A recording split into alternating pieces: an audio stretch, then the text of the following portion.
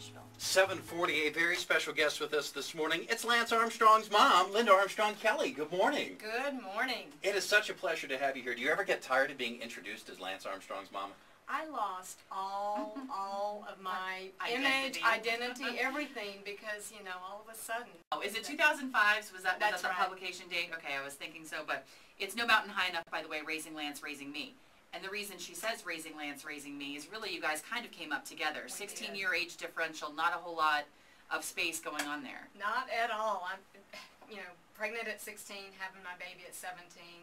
And I grew up with my son. It was you know, one of the most wonderful times of my life. Mental help when you were doing this, or was it a community effort, or just I you? have to tell you, I had every excuse to fail, or every reason. People said, you're just not going to make it. And I said, I'm not going to give up. And that baby was my salvation. And we just, you know. Dealing with another universal issue, and that is finding out a loved one has cancer. And I was watching your video on your website, and we'll link you up to that from the Ken and Tammy page at mix965asheville.com.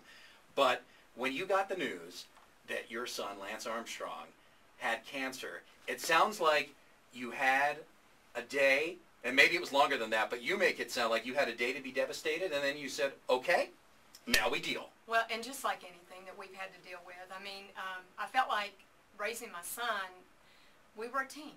And, you know, as a mom, you try to run interference, you try to protect, you try to do everything you can until you get that phone call.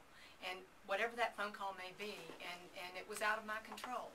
But yes, I had one day, maybe an hour, to say, what am I supposed to do with this? And then we rallied around it, and you know, again, the attitude about how we approached it and what we were going to do about it. And, you know, as much as I wanted to take it from him, I couldn't. But as a caregiver, a job that I didn't interview for, okay, ended up just rallying around it. And, you know, thank goodness after 3 months, he was cancer-free. That's insane. It doesn't pick and choose what it is that you are going to, you know, you can be the most fit person in the whole wide world, Lance. And he was the most fit athlete in the world at the time. And cancer just doesn't pick, you know, the fact that you abused your body or that you've done something wrong. So that's an important lesson. And the reason that we have Lance Armstrong's mama with us is she's here to help out a very special project with Mission Hospital. As you may have heard about the Cancer Center. If you haven't, He's in Asheville. We have a couple more minutes with Linda Armstrong Kelly, Lance Armstrong's mom, and also with us this morning, John Locke from Mission Hospitals and Peter Fontaine, a volunteer who's trying to help get the community rallied behind this new Mission Hospitals Cancer Center. Good morning, gentlemen. Good morning. So I know that this is still early, but folks may have seen the construction going on Biltmore Avenue and wonder what's going on. So instead of families having to travel 4 hours across the state, we're going to have, hopefully sooner rather than later, a state-of-the-art cancer center here. And the Cancer Center will have a relationship with the Lineberg Institute, which will be able to give us the ability to have access to great information, great resources for this cancer center. It'll really be a phenomenal center. So we won't have to travel all over the United States to get the very best health care that we can get. We can get it right here in Western North Carolina. I was just telling Stay you guys, close to our families and friends. Sure, I was just telling you guys the story of some friends of mine that had a child who was getting cancer treatments. The mother had to basically quit her job and move to Durham, while Daddy had to leave his, you know, stay back on the home front, not knowing what was going on day to day, hour to hour with the son and his wife. I mean, that was horrible. Very important for the community, and I'm sure a lot of people have noticed the construction going on around Mission Hospital. Well, that's a big part of it. And as a cancer survivor, I mean, he can tell you how important it is to not have to travel and worry about what your friends are doing, what your family's doing, and not having, I mean, just having the community be able to rally around you at home. Yeah, we should say that, you know, Peter is a cancer survivor, so I guess when Mission Hospital said, hey, can you help? You stepped up. Like Linda, you know, at some point in our life, we get a ticket. Linda got her ticket a number of years ago when Lance got cancer. I got my ticket when my brother was diagnosed with cancer melanoma, and my sister was diagnosed with melanoma, and then I was diagnosed with melanoma.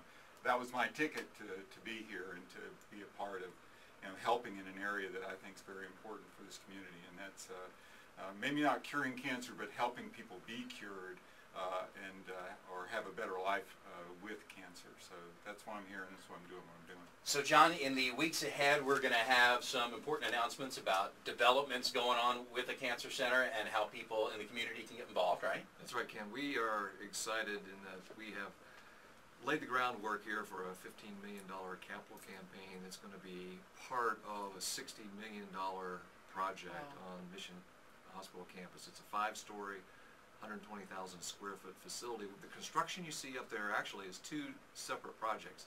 We're building this cancer center, but we're also redoing Victoria Road to make a 5-lane thoroughfare that's going to connect Biltmore Avenue and McDowell Street. All right, well, that in itself, I will give you $5 for it because just Well, to get through there at lunchtime. That'll really fill the pot there, Ken. Right. Yes, Yeah. if you will name a stripe on the road after me, please. Yeah. Yeah, so we're excited about what's happened so far. We've had tremendous response already from certain parts of the community to our fundraising efforts. In August, as we top off the new building, we will announce to the public not only our progress on the campaign, but really take this whole concept out in a major way so people can see the benefits of how cancer care will be conducted here in Western North Carolina for generations. Stay tuned for some important announcements right here on Mix 96.5 about that. Linda Armstrong Kelly, Lance Armstrong's mama, thank you so much for coming to help our community and Mission